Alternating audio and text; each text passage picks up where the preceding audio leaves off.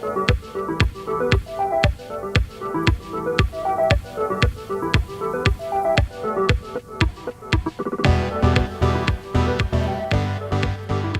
my name's Tim Moen. I am the leader of the Libertarian Party of Canada. I live in Alberta, Canada, up around Edmonton. And I've been the leader of the Libertarian Party for about 6 or 7 years. So quite a while. I've made a couple of runs for Prime Minister and haven't been successful yet. It kind of shows in Canada right now. We are definitely the opposite of libertarian. Yeah, and there's so much to talk about as far as politics and COVID and the lockdown and all that. And before I get to that, I see you have a piano. I'm guessing you play a little bit of music yourself. Yeah, I do. I tinkle around a little bit. Just mental health. Besides Rush and the Tragically Hip, what would be a Canadian band you would recommend us Americans listen to? I would recommend this band called Nickelback. They are the best band in the world, and everyone who hears them loves them. And they're from my home province, Alberta, and they represent everything that's great about Alberta. So I'm just baffled by what's going on in Canada right now. You guys are, and I guess it depends where in Canada you are, but there is a lockdown in Canada as we speak.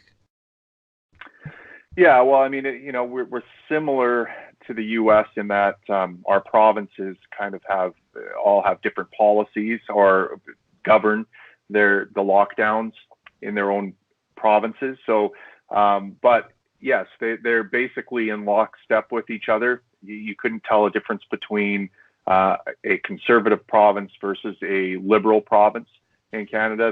They govern pretty much identically. And yeah, most of the provinces are currently locked down. We have, the restaurants are closed. Certainly there's no entertainment. It sounds like things may be reopening in July, but we've been under this for close to a year now, to varying degrees. Yeah, so I'm confused, and also it sounds like the vaccine rollouts have not been as quick in Canada than they have here in the United States. Yeah, we've definitely, our Prime Minister has definitely dropped the ball, and we haven't had the supply that the U.S. has had, certainly. So, we in Canada, what they've done is, because of the short supply, they focused on first doses. So I think we're close to where the U.S. is at in terms of number of people who have gotten at least one jab, but we're miles away in terms of people who've gotten the second jab. And, a friend of mine got his first vaccine about 3 weeks ago, and on his vaccine card, it said he's not eligible for the second dose until after August 31st. So we're talking about more than 4 months later. And that's because we have a shortage of vaccines here in Canada. It's just crazy, because here in the States, if you got a vaccine required 2 shots, you got your first one and then you got your second one a few weeks later. As far as the lockdown, is it true that some areas even had curfews? Yeah, in Quebec they had a curfew, a 10 o'clock or 9 o'clock curfew. I can't remember what time it was, but they were issuing tickets for people being out past that time. There was numerous run-ins with the police. In one Canadian town recently, I think last week it was, someone got issued a fine for shaking someone's hand in public. And this is the kind of thing that's going on up here. So what confused me so much here in the United States is, we first had the lockdown, and then there were all these reopen rallies, and the people on the left were very against the reopen rallies. It would say that, this is going to spread COVID. And then a few months later, there were the protests about George Floyd, and then nobody cared that you could be outside doing all sorts of stuff. With the two extremes where you got one side that, thinks it's completely a hoax and that it's not a serious thing, and then the other side who want to keep wearing masks out in public, even if they're vaccinated and so forth. Where do you fall in all of this questions about COVID? Yeah, well, look, I look at both sides as kind of lining up on tribal grounds, right? There's very little independent thinking going on, and a lot of virtue signaling to your tribe. On the one hand, if you are against all these government lockdowns, well, then you also have to be against the vaccine. You have to be, you have to subscribe to all these weird conspiracy theories about, vaccines cause shedding and being the virus itself. And then on the other side, if you are pro-vaccine or something like that, you have to be in favor of lockdowns. And, so people are lined up on both sides. I look at this whole issue as a statist's wet dream. This is a perfect situation to divide us and keep us separated. And, between the people that keep everyone fearful, right? And when people are afraid, they are divided and engage in conflict and don't act rationally. And so for the past year, there have been those that have been frightened of COVID. And then on the other side, there's been those that have been frightened of government overreach or something like that. And they are, they're lining up on either side. So where do I fit in this? Well, look, I'm a frontline worker. I'm a firefighter paramedic. And so, I've been on the front lines of this pandemic, I guess, if you want to call it that, for the past year. And yes, there are some seriously ill people that I've dealt with personally that have had COVID. When I'm at work in a healthcare setting, I wear PPE. I wear an N95 mask. I wear a gown. I wear eyeglasses.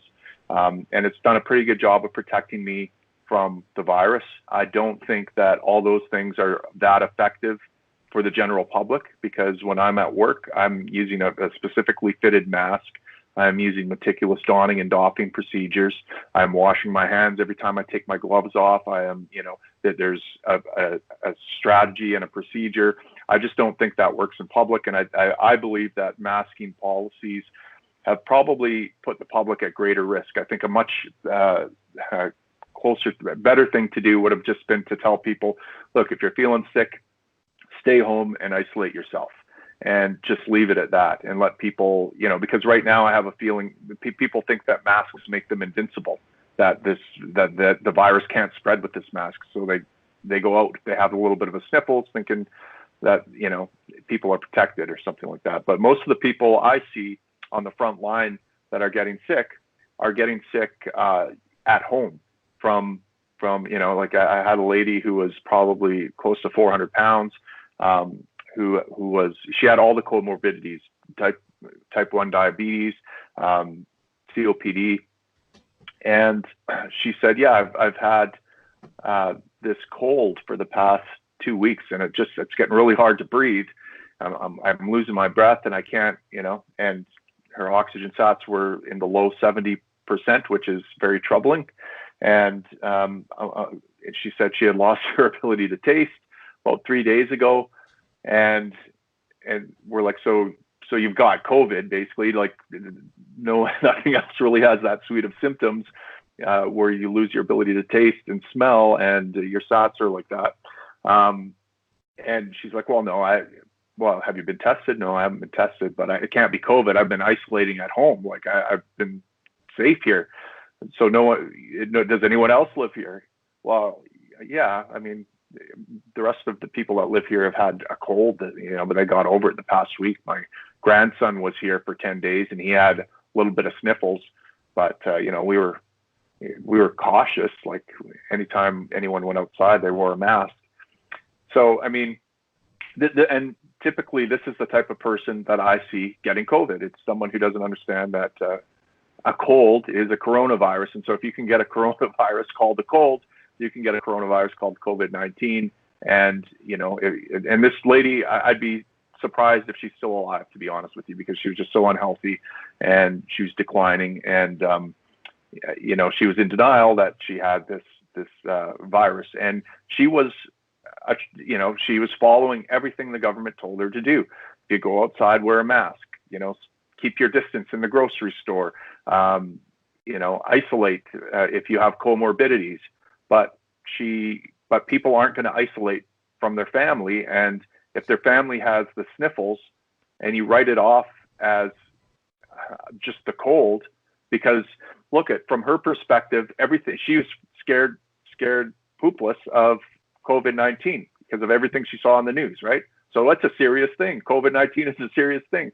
And my grandson just has a little bit of the sniffles. So obviously that can't be COVID-19. That's nothing, right? So from my perspective, the government and media narrative here has put people more at risk by focusing on all these arcane rules and public health policies and, lockdowns and central planning nonsense. I mean, you don't know what the rules are one day to the next. At least that's how it is here in Canada, and certainly in the healthcare system.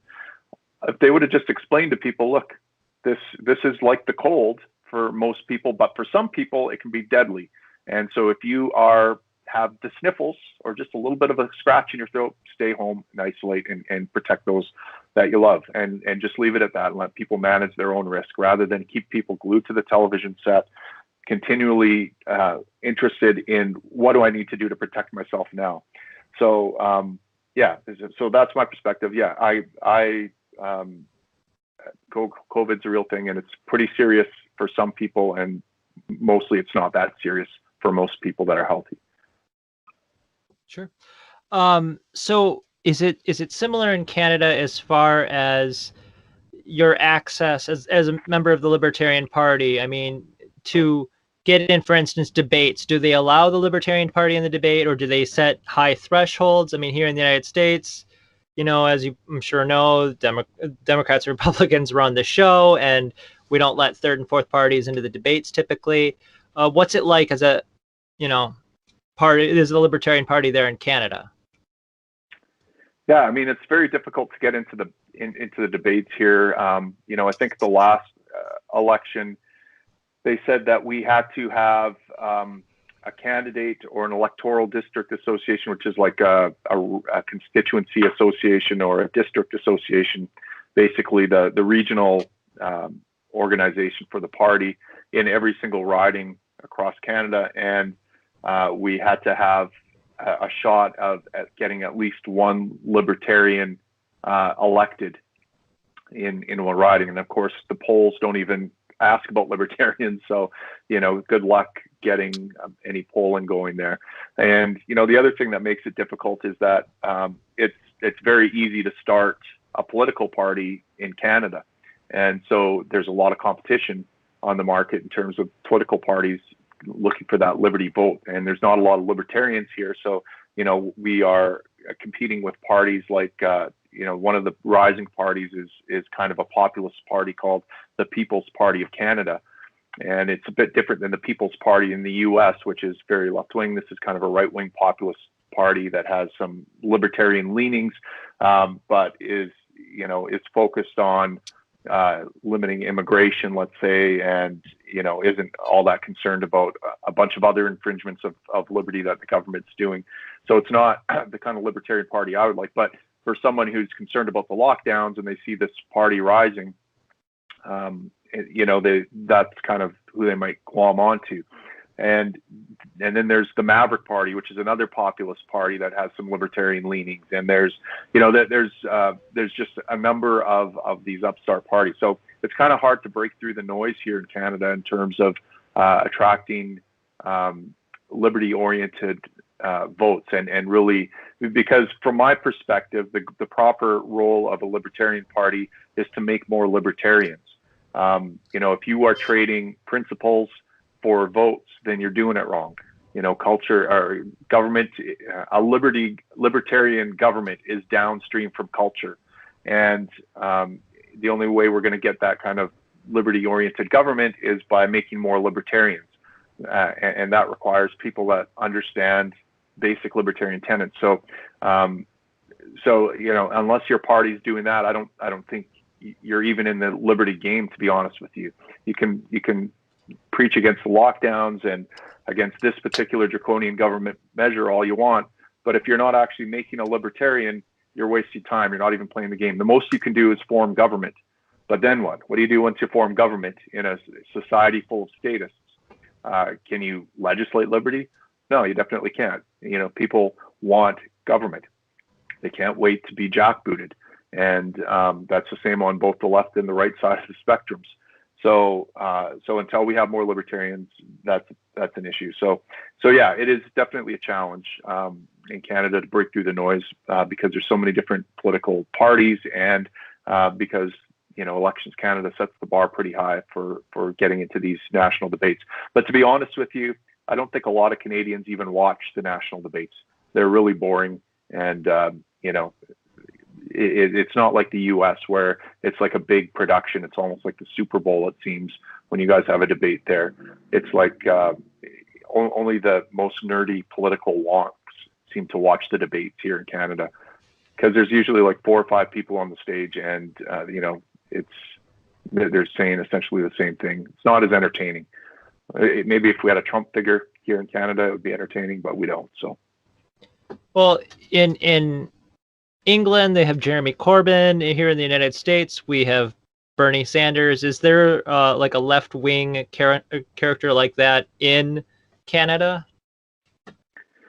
Yeah, we have a party called the NDP Party, the New Democratic Party, and they are kind of our version of the Labour Party, very left-wing. And the leader is a fellow named Jagmeet Singh, who is very favorable to guys like Fidel Castro, and he's been very pro Palestine, like Hamas, basically during this Israel-Palestine conflict. He's essentially a socialist. Yeah, so Jagmeet Singh is our guy, and that party I think currently holds about 30 of the 230 some seats in the House of Commons right now.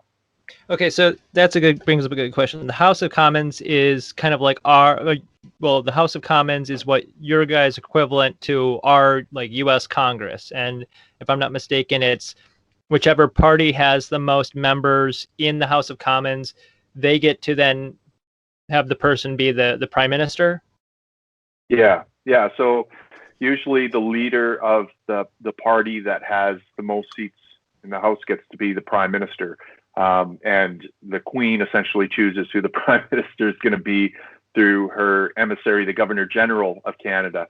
So, it's usually just a formality, but in theory, the Queen could choose someone else to be prime minister. The Governor General could remove the prime minister. Canadians don't vote directly for a prime minister like you guys do for your president. So it's basically up to the Queen who gets to be our prime minister. Okay, but the person running for prime minister still announces that they're running, and there's some sort of debate amongst those candidates, right?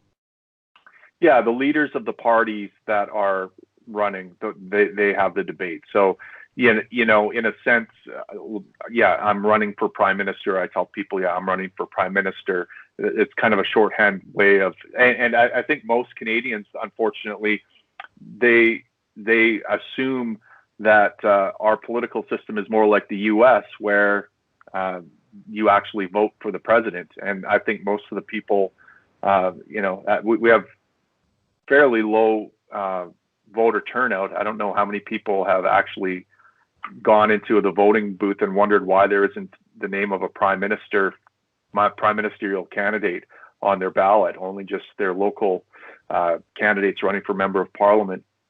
But yeah, so we say I say I'm running for prime minister, but in fact, I'm just running for a seat in my riding. And should my party win the election, then I'll become prime minister, 99 times out of 100, assuming the Queen rubber stamps me like she has in the past.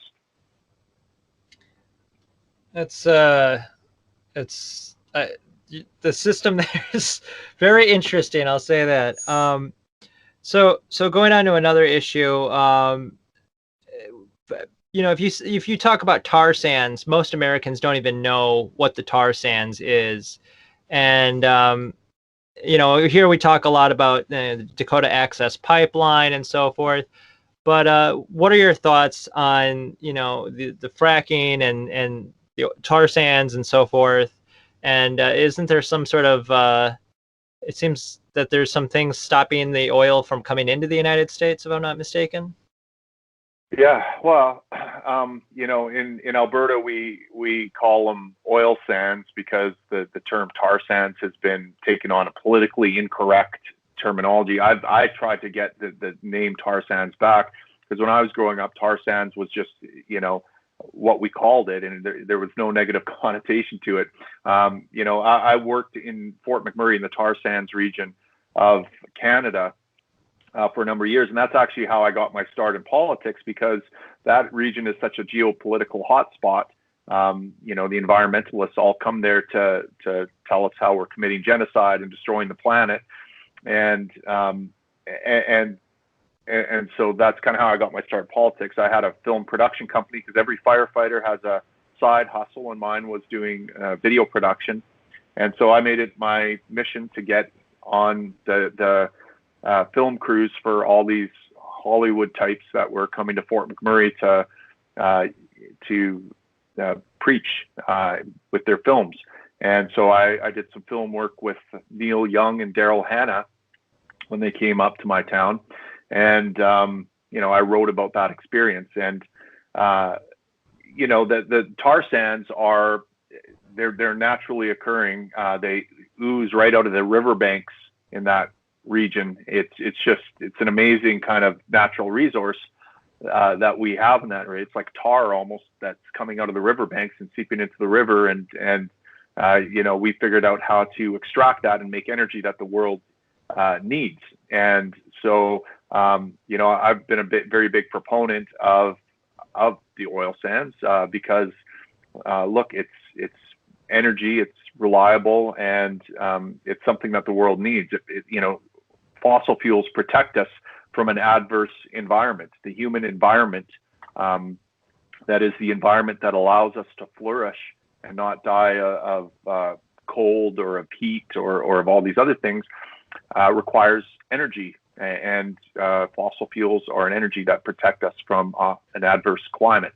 And Fort McMurray and the oil sands and the tar sands produces that, and so does fracking and all these things. And so, I'm sure there are certainly some negative effects from these activities. There's pollution and whatnot, and we need property rights, strong property rights to protect people who are harmed by pollution and protect them from pollution. But overall, I think that all these things are great. Now, how this ties into the U.S. is that, we want to get our oil to market. And the Keystone XL pipeline is one of the ways we want to do that, which is will allow our producers here in Canada to sell oil to refineries in Texas and various points in the U.S. Without having to ship it by rail, let's say, because a lot of it gets shipped by rail right now, and we'll be able to sell more of it to you fine folks down south there. And of course, that is a contentious issue every election. Obama kiboshed the pipeline. Trump, approved it again, and now Biden has kiboshed it again. So it's very frustrating for us as Canadians to see that you guys want conflict oil more than you want our oil. Like, you'd rather have oil from Saudi Arabia or Venezuela or all these places where the money you pay these governments is going to human rights abuses versus us, friendly Canadians up here who always say sorry and are polite. And we are sorry about Nickelback and various other bands, but that's no reason to hate our oil or hate us. We've got very ethical oil up here, and unlike other places like the First Nations or Native communities in and around the oil sands region, there's always contentious there and focus on how the oil sands are negatively affecting them. But if you actually talk to people in those communities, their lifestyle and flourishing is much greater than other reservations because they have all this opportunity to work for oil sands and oil companies, and so they're very well off because of that. And there are a few Native activists that make a living out of shaking their fist at oil companies and at what's going on. And there are some legitimate concerns there that I would want to fix as a Libertarian Prime Minister. But by and large, it's been an overall positive effect for those communities there. So we're pretty proud of our product, and a lot of people I know work in the oil industry, and they're good people, and we think it's a positive for the world. So yeah. Okay, so moving on to another issue, Canada, I can't remember how many years it's been now, but a few years ago, the nation of Canada legalized marijuana completely, or is there still some restrictions on it? Oh, yeah, there's more things to get arrested for than ever in Canada regarding cannabis. Now, yes, it's true that we have cannabis dispensaries across the country now that sell licensed cannabis to people, and so that's great. I mean, consumers now have a choice, but these mom and pop grow ops that were kind of operating in a legal gray area for a while as medical cannabis producers are having a difficult time transitioning over to the legal market in recreational use, because in order to transition, you have to get a license from the government, from Health Canada. It's a federal license to grow and produce marijuana, and these are proving very costly and difficult to get. And it's the people that are most connected to the government that are getting these licenses. For example, Justin Trudeau, our current prime minister, his campaign chief financial officer owns one of the largest, or did own one of the largest cannabis companies in Canada while legalization was happening. And they happen to be one of the handful of companies, of course, that got a license to produce cannabis for the recreational market.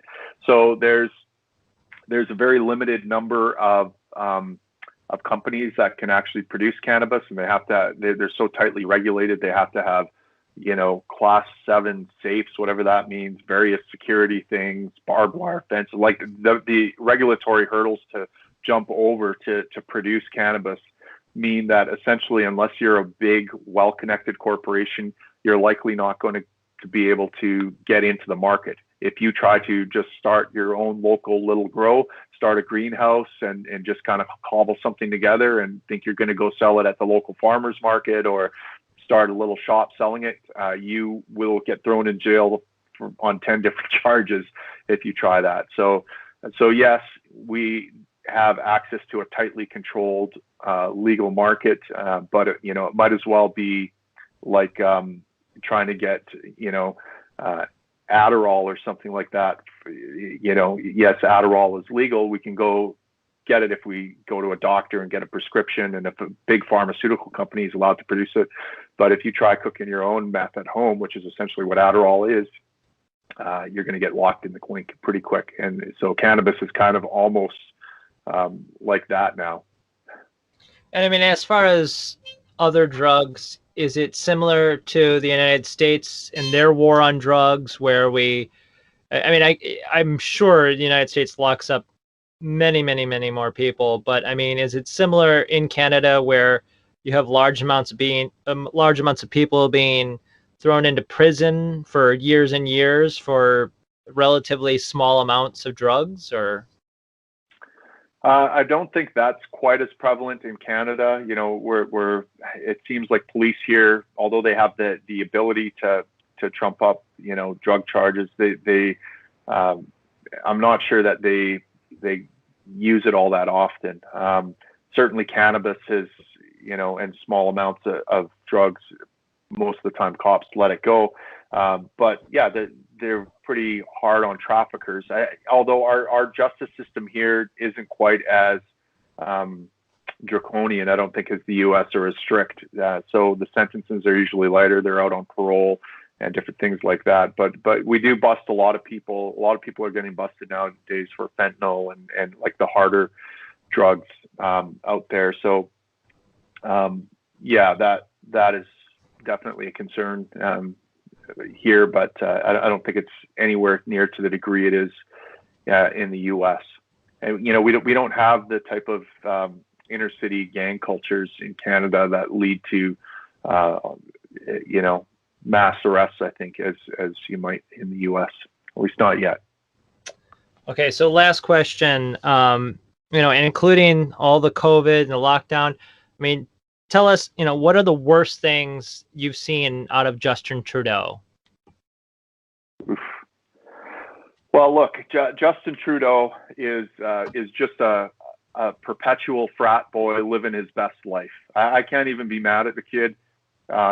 He is. There's nothing there. Like, he's just an empty, puppet essentially. He's an actor. He was a drama teacher, I think, and I actually have a bit of sympathy for Trudeau. He has grown up, the son of one of our most popular prime ministers ever. His dad, Pierre Elliott Trudeau, who dated movie stars and was a very charismatic guy. And whether he was friends with Castro, but even the conservatives had some respect for the guy. He would give the finger. He stood up for what he believed in. Like he had a spine, and so his old man had all this respect from both sides of the aisle.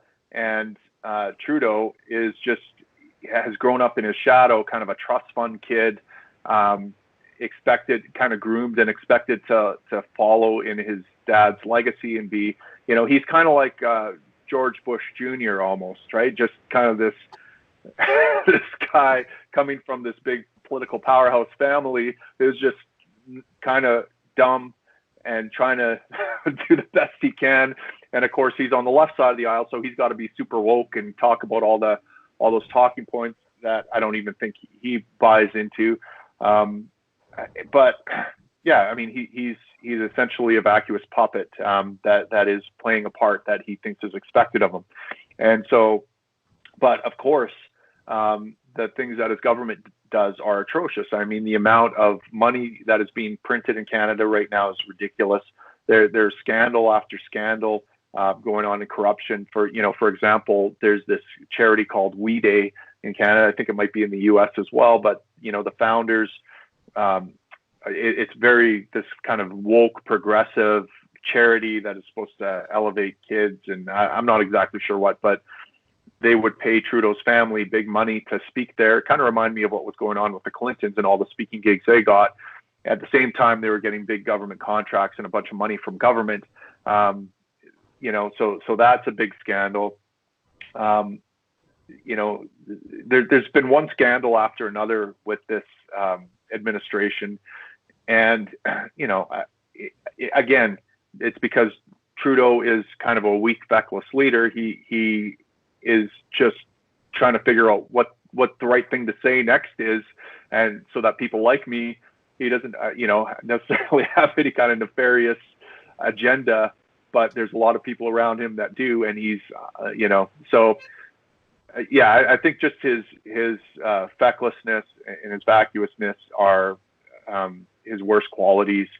And the fact that he just allows, these globalists with their agendas and the statists and everyone else to have their way with the country just so that he can get some popularity and stay being the popular frat boy that he's always been is the worst thing about Trudeau. Okay. Where can people follow your work and find out about the Canadian Libertarian Party? Sure. Well, you can go to our website, libertarian.ca, and you can follow my personal website, timmoen.net. All right. Thank you for listening, everybody.